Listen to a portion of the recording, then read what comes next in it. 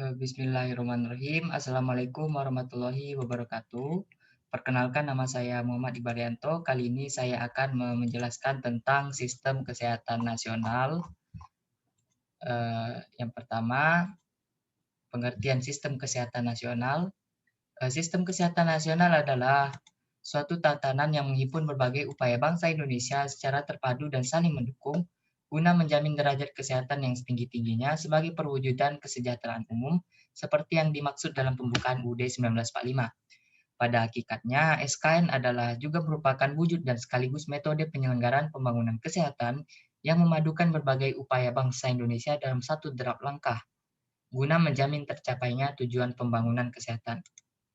Landasan SKN, yang pertama landasan ideal yaitu Pancasila, yang kedua landasan konstitusional yaitu UUD 1945 khususnya pasal 28A yang berbunyi setiap orang berhak untuk hidup serta berhak mempertahankan hidup dan kehidupannya, pasal 28B ayat 2, setiap anak berhak atas kelangsungan hidup, tumbuh dan berkembang, pasal 28C ayat 1, setiap orang berhak mengembangkan diri melalui pemenuhan kebutuhan dasarnya, berhak mendapatkan pendidikan dan memperoleh manfaat dari ilmu pengetahuan dan teknologi, seni dan budaya demi meningkatkan kualitas hidupnya dan demi kesejahteraan umat manusia. Pasal 28H ayat 1, setiap orang berhak untuk hidup, sejahtera lahir dan batin, bertempat tinggal dan mendapatkan lingkungan hidup yang baik dan sehat, serta berhak memperoleh pelayanan kesehatan. Dan ayat 3, setiap orang berhak atas jaminan sosial yang memungkinkan pengembangan dirinya secara utuh sebagai manusia yang bermartabat. Pasal 34 ayat 2, negara mengembangkan sistem jaminan sosial bagi seluruh rakyat dan memperdayakan masyarakat yang lemah dan tidak mampu sesuai dengan martabat kemanusiaan.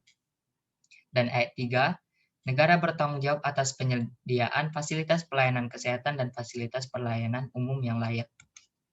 Prinsip dasar pembangunan kesehatan yang pertama peri kemanusiaan, yang kedua pemberdayaan dan kemandirian, yang ketiga adil dan merata, yang keempat pengutamaan dan manfaat, yang kelima hak asasi manusia, yang keenam sinergisme dan kemitraan yang dinamis, yang ketujuh komitmen dan tata kepemerintahan, yang kedelapan dukungan regulasi, yang kesembilan antisipasi dan proaktif, yang kesepuluh responsif gender, yang kesebelas kearifan lokal. Tujuan SKN adalah terselenggaranya pembangunan kesehatan oleh semua potensi bangsa, baik masyarakat, swasta maupun pemerintah secara sinergis, berhasil guna dan berdaya guna sehingga tercapai derajat kesehatan masyarakat yang setinggi-tingginya. Suprasistem SKN. Suprasistem SKN itu merupakan sistem penyelenggaraan negara. Bersamaan dengan berbagai subsistem lain diarahkan untuk mencapai tujuan bangsa Indonesia seperti yang tercantum dalam pembukaan UUD 1945, yaitu melindungi segenap bangsa Indonesia dan seluruh tumpah darah Indonesia, dan untuk memajukan kesejahteraan umum, mencerdaskan kehidupan bangsa dan ikut melaksanakan ketertiban dunia yang berdasarkan kemerdekaan, perdamaian abadi dan keadilan sosial. Subsistem SKN sendiri terdiri dari 6. Yang pertama subsistem upaya kesehatan, pembiayaan kesehatan, sumber daya manusia kesehatan, sediaan farmasi, alkes dan makanan, manajemen dan informasi kesehatan, dan yang terakhir pemberdayaan masyarakat. Subsistem upaya kesehatan merupakan tatanan yang menghimpun berbagai upaya kesehatan masyarakat atau UKM dan upaya kesehatan perorangan atau UKP secara terpadu dan saling mendukung guna menjamin tercapainya derajat kesehatan masyarakat yang setinggi-tingginya. Adapun tujuannya merupakan terselenggaranya upaya kesehatan yang tercapai atau aksesibel, terjangkau atau affordable, dan bermutu atau quality, untuk menjamin terselenggaranya pembangunan kesehatan guna meningkatkan derajat kesehatan masyarakat yang setinggi-tingginya. Selanjutnya, subsistem upaya kesehatan. Unsur-unsur utamanya terdiri dari 2. Yang pertama, upaya kesehatan masyarakat atau UKM dan upaya kesehatan perorangan atau UKP.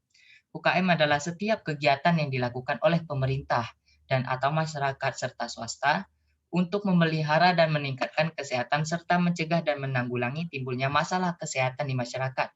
UKM mencakup upaya-upaya promosi kesehatan, pemeliharaan kesehatan, pemberantasan penyakit menular, penyehatan lingkungan, dan penyediaan sanitasi dasar, perbaikan gizi masyarakat, pengamanan sedia farmasi dan alat kesehatan, pengamanan penggunaan zat aditif atau bahan tambahan makanan dalam makanan dan minuman, pengamanan narkotika, psikotropika, zat adiktif dan bahan berbahaya, serta penanggulangan bencana dan bantuan kemanusiaan. Subsistem upaya kesehatan. UKP adalah setiap kegiatan yang dilakukan oleh pemerintah dan atau masyarakat serta swasta untuk memelihara dan meningkatkan kesehatan serta mencegah dan menyembuhkan penyakit serta memulihkan kesehatan perorangan. UKP mencakup upaya-upaya promosi kesehatan, pencegahan penyakit, pengobatan rawat jalan, pengobatan rawat inap, pembatasan dan pemulihan kecacatan yang ditunjukkan terhadap perorangan. Dalam UKP juga termasuk pengobatan tradisional dan alternatif serta pelayanan kebugaran fisik dan kosmetika. Subsistem upaya kesehatan, untuk bentuk pokoknya, upaya kesehatan masyarakat itu terdiri dari beberapa strata. Yang pertama adalah UKM strata pertama. UKM strata pertama adalah UKM tingkat dasar, yaitu yang mendayagunakan ilmu pengetahuan dan teknologi kesehatan dasar yang ditunjukkan kepada masyarakat. Ujung tombak penyelenggara UKM strata pertama adalah puskesmas yang didukung secara lintas sektor dan didirikan sekurang-kurangnya satu di setiap kecamatan. Puskesmas bertanggung jawab atas masalah kesehatan di wilayah kerjanya. 3 fungsi utama puskesmas. Yang pertama sebagai pusat penggerak pembangunan berwawasan kesehatan, pusat pemberdayaan masyarakat di bidang kesehatan, dan pusat pelayanan kesehatan tingkat dasar. Sekurang-kurangnya ada 6 jenis pelayanan tingkat dasar yang harus dilaksanakan oleh puskesmas, yakni promosi kesehatan, kesehatan ibu dan anak, dan keluarga berencana, perbaikan gizi, kesehatan lingkungan, pemberantasan penyakit menular, dan pengobatan dasar. Peran aktif masyarakat dan swasta dalam pelayanan ke UKM strata pertama diwujudkan melalui berbagai upaya yang dimulai dari diri sendiri, dari keluarga, sampai dengan upaya kesehatan bersama yang bersumber masyarakat atau UKBM. Saat ini telah berhasil dikembangkan berbagai bentuk UKBM seperti posyandu, polindes, pos obat desa, pos upaya kesehatan kerja, dokter kecil dalam usaha kesehatan sekolah. UKM strata kedua adalah UKM tingkat lanjutan yang mendayagunakan ilmu pengetahuan dan teknologi kesehatan spesialistik yang ditujukan kepada masyarakat. Penanggung-jawaban UKM strata kedua adalah Dinas Kesehatan Kabupaten atau Kota yang didukung secara lintas sektor. Dinas Kesehatan Kabupaten atau Kota mempunyai 2 fungsi utama, yaitu fungsi manajerial dan fungsi teknis kesehatan. Yang pertama, fungsi manajerial itu mencakup perencanaan, pelaksanaan, dan pengendalian, pengawasan dan pertanggungjawaban penyelenggaraan pembangunan kesehatan di kabupaten dan kota. Fungsi teknis kesehatan mencakup penyediaan pelayanan kesehatan masyarakat tingkat lanjutan, yakni dalam rangka melayani kebutuhan rujukan puskesmas. Untuk dapat melaksanakan fungsi teknis kesehatan, Dinas Kesehatan Kabupaten atau Kota dilengkapi dengan berbagai unit pelaksanaan teknis seperti unit pencegahan dan pemberantasan penyakit, promosi kesehatan, pelayanan kefarmasian, kesehatan lingkungan, perbaikan gizi, kesehatan ibu, anak, dan keluarga berencana. Unit-unit tersebut di samping memberikan pelayanan langsung juga membantu puskesmas dalam bentuk pelayanan rujukan kesehatan masyarakat. Rujukan kesehatan masyarakat adalah perimpahan wewenang dan tanggung jawab atas masalah kesehatan masyarakat yang dilakukan secara timbal balik, baik vertikal maupun horizontal. Rujukan Kesmas dibedakan atas 3 aspek. Yang pertama, rujukan sarana, rujukan teknologi, dan rujukan operasional. Yang selanjutnya adalah UKM strata ketiga. UKM strata ketiga adalah UKM tingkat unggulan, yaitu yang mendayagunakan ilmu pengetahuan dan teknologi kesehatan subspesialistik yang ditunjukkan kepada masyarakat. Penanggung jawab UKM strata ketiga adalah Dinas Kesehatan Provinsi dan Departemen Kesehatan yang didukung secara lintas sektor. Dinas Kesehatan Provinsi dan Departemen Kesehatan mempunyai 2 fungsi, yaitu fungsi manajerial dan fungsi teknis kesehatan. Fungsi manajerial mencakup perencanaan, pelaksanaan dan pengendalian, serta pengawasan dan pertanggungjawaban penyelenggaraan pembangunan kesehatan di provinsi atau nasional. Fungsi teknis kesehatan mencakup penyediaan pelayanan kesehatan masyarakat tingkat unggulan, yakni dalam rangka melayani kebutuhan rujukan dari kabupaten atau kota dan provinsi. Dalam melaksanakan fungsi teknis kesehatan, Dinas Kesehatan Provinsi dan Departemen Kesehatan perlu didukung oleh berbagai pusat unggulan yang dikelola oleh sektor kesehatan dan sektor pembangunan lainnya. Selanjutnya adalah upaya kesehatan perorangan atau KP. Yang pertama, UKP strata pertama. UKP strata pertama adalah UKP tingkat dasar, yaitu yang mendayagunakan ilmu pengetahuan dan teknologi kesehatan dasar yang ditunjukkan kepada perorangan. Penyelenggara UKP strata pertama adalah pemerintah, masyarakat, dan swasta yang diwujudkan melalui berbagai bentuk pelayanan profesional seperti praktik bidan, praktik perawat, dan lain-lain. UKP strata pertama sendiri oleh pemerintah juga diselenggarakan oleh puskesmas. Dengan demikian, puskesmas ini memiliki dua fungsi pelayanan, yakni pelayanan kesehatan masyarakat dan pelayanan kesehatan perorangan. Untuk meningkatkan cakupan, puskesmas dilengkapi dengan puskesmas pembantu, puskesmas keliling, pondok bersalin desa, dan pondok obat desa. Pondok bersalin desa dan pondok obat desa termasuk sarana kesehatan bersumber masyarakat. Pelayanan pengobatan tradisional dan alternatif yang diselenggarakan secara ilmiah telah terbukti keamanan dan khasiatnya, serta pelayanan kebugaran fisik dan kosmetika termasuk UKP strata pertama. UKP strata pertama didukung oleh berbagai pelayanan penunjang seperti toko obat dan apotek, dengan kewajiban menyediakan obat esensial generik, laboratorium klinik, dan optik. Untuk menjamin dan meningkatkan mutu UKP strata pertama, perlu dilakukan berbagai program kendali mutu, baik yang bersifat prospektif maupun lisensi, sertifikasi, dan akreditasi, maupun yang bersifat konkuren atau retrospektif seperti gugus kendali mutu. Selanjutnya UKP strata kedua. UKP strata kedua ini adalah UKP tingkat lanjutan yang mendayagunakan ilmu pengetahuan dan teknologi kesehatan spesialistik yang ditujukan kepada perorangan. Penyelenggaraan UKP strata kedua adalah pemerintah, masyarakat, dan swasta yang diwujudkan dalam bentuk praktik dokter spesialis, praktik dokter gigi spesialis, klinik spesialis, balai pengobatan penyakit paru-paru atau BP4, balai kesehatan mata masyarakat atau BKMM, balai kesehatan jiwa masyarakat atau BKJM, rumah sakit kelas C dan B non-pendidikan milik pemerintah termasuk TNI atau Polri dan BUMN, dan rumah sakit swasta. Berbagai sarana pelayanan tersebut di samping memberikan pelayanan langsung juga membantu sarana UKP strata pertama dalam bentuk pelayanan rujukan medik. Pelayanan rujukan medik adalah pelimpahan wewenang dan tanggung jawab atas kasus penyakit yang dilakukan secara timbal balik, baik secara vertikal maupun horizontal. Upaya kesehatan kedua lanjutannya, rujukan medik terdiri dari 3 aspek. Yang pertama rujukan kasus, rujukan ilmu pengetahuan, serta rujukan bahan-bahan pemeriksaan laboratorium. UKP strata kedua juga didukung oleh berbagai pelayanan penunjang seperti apotek, laboratorium klinik, dan optik. Untuk meningkatkan mutu perlu dilakukan berbagai bentuk program kendali mutu. UKP strata ketiga adalah UKP tingkat unggulan, yaitu yang mendayagunakan ilmu pengetahuan dan teknologi kesehatan subspesialistik yang ditunjukkan kepada perorangan. Penyelenggaraan UKP strata ketiga adalah pemerintah, masyarakat, dan swasta yang diwujudkan dalam bentuk praktik dokter spesialis konsultan, praktik dokter gigi spesialis konsultan, klinik spesialis konsultan, rumah sakit kelas B pendidikan dan kelas A milik pemerintah termasuk TNI atau Polri dan BUMN, serta rumah sakit khusus dan rumah sakit swasta. UKP strata ketiga.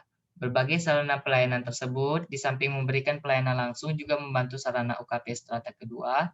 UKP strata ketiga juga didukung oleh berbagai pelayanan penunjang seperti apotek, laboratorium klinik, dan optik.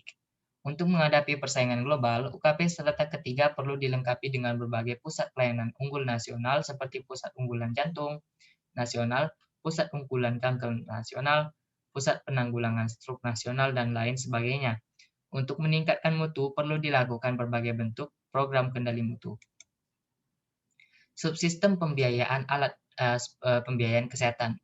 Pengertiannya merupakan tatanan yang menghimpun berbagai upaya penggalian, pengalokasian, dan pembelanjaan sumber daya keuangan secara terpadu dan saling mendukung guna menjamin tercapainya derajat kesehatan masyarakat yang setinggi-tingginya.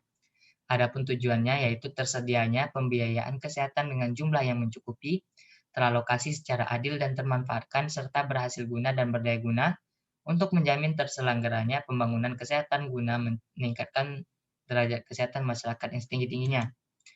Unsur-unsur utamanya, subsistem pembiayaan kesehatan terdiri dari 3 unsur utama, yakni pengendalian dana, alokasi dana, dan pembelanjaan. Penggalian dana adalah kegiatan menghimpun dana yang diperlukan untuk menyelenggarakan upaya kesehatan dan atau pemeliharaan kesehatan. Alokasi dana adalah penetapan peruntukan pemakaian dana yang telah berhasil dihimpun. baik bersumber dari pemerintah, masyarakat, maupun swasta.